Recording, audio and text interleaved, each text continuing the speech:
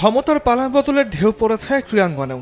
নতুন সরকারের অধীনে বিসিবির অদূর ভবিষ্যতের দিক নির্দেশনা কি হবে সেটা বাতকে দিতেই মঙ্গলবার মিরপুরের হোম অফ ক্রিকেটের সামনে অবস্থান নিয়েছিল ক্রীড়া সংগঠক এবং ক্রীড়াপ্রেমীরা।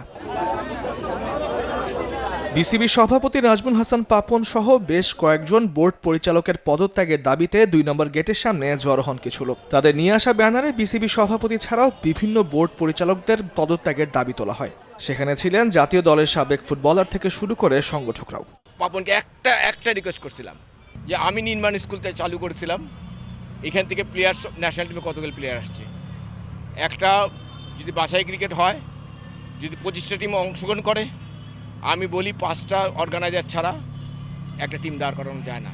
আমাদের দাবি হচ্ছে যে এই ক্রিকেট বোর্ডের যারা পরিচালক রয়েছেন তারা অনতিবিলম্বে পদত্যাগ করে আইসিসির যে নিয়ম রয়েছে সেই নিয়ম মাফিক আমরা কাজ করে আমরা ইলেকশনের মাধ্যমে নতুন একটি বডি দাবি করছি এবং সেই বডির মাধ্যমে বাংলাদেশের ক্রিকেট ভবিষ্যতে এগিয়ে যাবে সেটা আমরা প্রত্যাশা। দীর্ঘদিন ধরে চলা ক্রিকেটের নিয়মিত অনিয়মের বিরুদ্ধে সোচ্চার হয়েছিল প্রথম শ্রেণীর ক্রিকেটার থেকে শুরু করে ক্রীড়াপ্রেমীরাও।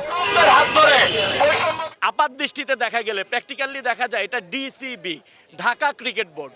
বিসিবি শুধুমাত্র ঢাকা কেন্দ্রিক ক্রিকেট নিয়ে কাজ করে, অন্যান্য জেলার ক্রিকেট নিয়ে তাদের কোনো মাথা ব্যথা নাই। খারাপের পরিমাণটা এত বেড়ে গেছে যে ভালোরা সেই ভালো কাজটা করার সাহস পাচ্ছে না।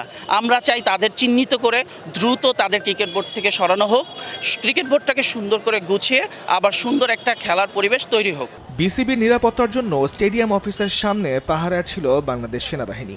আগামী অক্টোবরে বাংলাদেশের মাটিতে আয়োজনের কথা রয়েছে নারী টি-20 বিশ্বকাপ। সেই আয়োজনের জন্য নিরাপত্তা নিশ্চিতেই এই পদক্ষেপ। তামিমুর রহমান, স্পোর্টস ডেস্ক, দেশ টিভি।